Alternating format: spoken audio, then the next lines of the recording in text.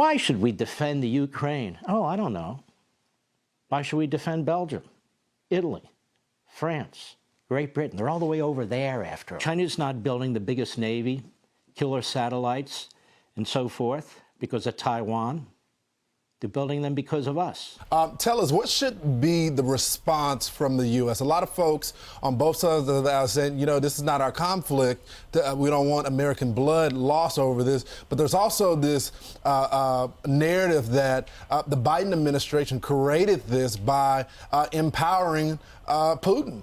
Well, I think that the Biden administration is really trapped in a situation where they have to find ways to both strengthen Ukraine doesn't have to be American troops, just has to be supplies and equipment and training, and they have to find ways to signal Moscow that the sanctions will be so severe, the economic cost will be so severe, that combined with the military cost of trying to occupy Ukraine's a pretty big country, that the combination of the two leads Putin to decide to go do something else for a while. What's up, everybody? Major Retired Richard Ojeda here. And I talk about warmongers all the time. I talk about how they make money and lots of it when we go to war.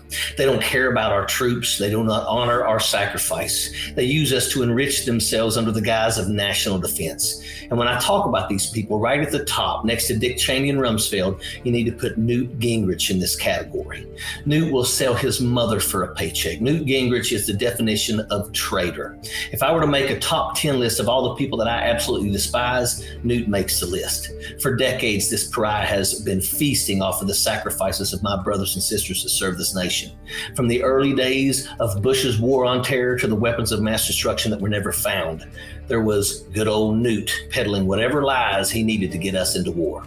Newt Gingrich has morphed into a full-on QAnon Trumpist nut job. Even the GOP has tried to shift away from Newt. It was Newt that was working in the shadows, elevating Marge the Trainwreck Green, Lauren Breitbart Boebert, Matt the Pedophile Gates, and the rest of the KKK caucus. Newt Gingrich thrives on chaos, fear, and anger, and that is what the KKK caucus specializes in. Whenever Newt Gingrich speaks, know that he is lying. Like Trump, he is incapable of telling the truth. It goes against his DNA. Foreign policy is one of those subjects that is very dangerous in the wrong hands, and Newt Gingrich is the very definition of wrong hands. Adversaries can quickly turn into full-scale enemies, and when you have enemies you cannot work with, that is when diplomacy stops working and war is the only path forward. You couple that with someone that is personally invested in war, and well, you see where I'm going with this. Newt Gingrich is dangerous and delusional, and I'm grateful that he is out of government, but he is dangerous as a propaganda spreader on a propaganda network. The reason why he is so angry with President Biden is, unlike Trump, President Biden leads through diplomacy, you know, the way a responsible world leader should. Look, I do not believe that we should let Russia and Putin off the hook. I think we need to stand firm in opposition and stand with our allies in Eastern Europe, including Ukraine. The difference between what I am saying and what Newt wants is he wants boots on the ground, and that is my red line. And I also believe that is President Biden's red line, but that, of course, is just speculation. As a country, we are safer when we have more allies and when we work with our allies to hash out the world problems. That is exactly what President Biden is doing. That is why he is the commander-in-chief and why Newt Gingrich is just a dark tab in the history books. Sappers clear the way, airborne all the way.